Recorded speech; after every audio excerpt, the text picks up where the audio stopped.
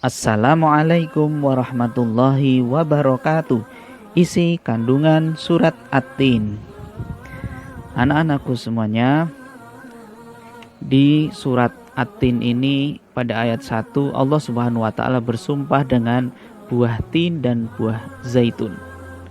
Sumpah Allah ini menandakan bahwa Allah ingin memberikan peringatan kepada manusia, dan juga Allah ingin menunjukkan tanda-tanda dan bukti-bukti kekuasaannya. Salah satunya adalah buah tin. Subhanallah, buah tin ini banyak manfaatnya, yaitu memperhalus fisik, mengencerkan dahak, membersihkan ginjal, menghancurkan batu pada saluran air seni, menggemukkan badan, dan dapat melonggarkan rongga hati dan limpa. Sedangkan zaitun memiliki kandungan minyak yang juga bermanfaat.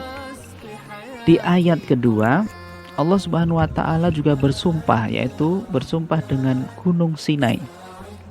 Gunung setinggi 2285 meter ini dikenal dengan nama Jabal Musa, yaitu Gunung Nabi Musa.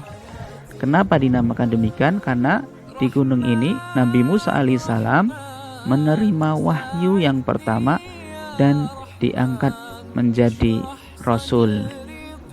Masih ingat kitab yang diturunkan Nabi Musa? Ya benar, kitab Taurat.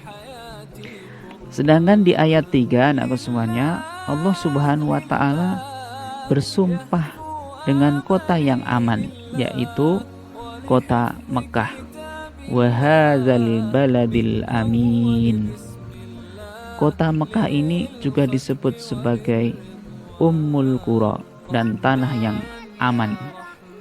Sedangkan di ayat keempat, anakku semuanya, Allah menerangkan bahwa manusia adalah sebaik-baik ciptaannya, sebaik-baik bentuk. Manusia memiliki akal jasmani, rohani, dan nafsu, sedangkan hewan hanya memiliki jasmani dan nafsu saja. Maka dari itu, manusia diciptakan adalah makhluk yang paling sempurna. Maka kita harus bersyukur dengan sebenar-benarnya syukur pada Allah Subhanahu wa ta'ala.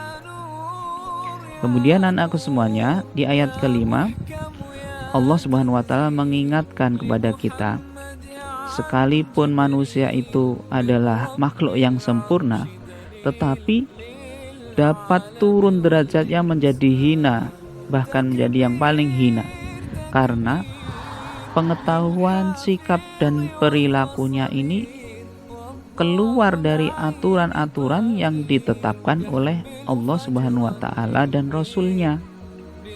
Maka dari itu kita harus menjadi anak yang soleh dan solehah, dan terus selalu menjalankan perintah Allah Subhanahu wa taala dan menjauhi larangan-larangannya. Di ayat yang ke-6 diterangkan bahwa orang-orang yang tidak pernah hina adalah mereka yang beriman dan melaksanakan amal soleh. Ini adalah penjelasan dari ayat sebelumnya.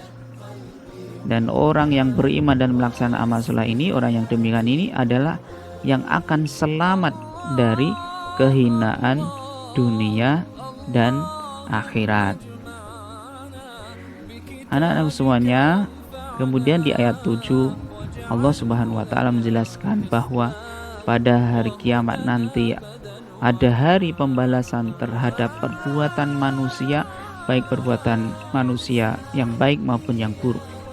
Manusia seharusnya tidak meragukan adanya hari pembalasan ini, dan jangan sampai kita meragukan tentang hari pembalasan ini nanti di hari kiamat. Di ayat yang ke-8 Allah Subhanahu wa taala menjelaskan bahwa Allah yang memberi keputusan atas segala persoalan. Tiada perbuatan, walaupun perbuatan itu sekecil atom, paling kecil pun, yang dapat terlepas dari pengadilannya Allah Subhanahu wa taala.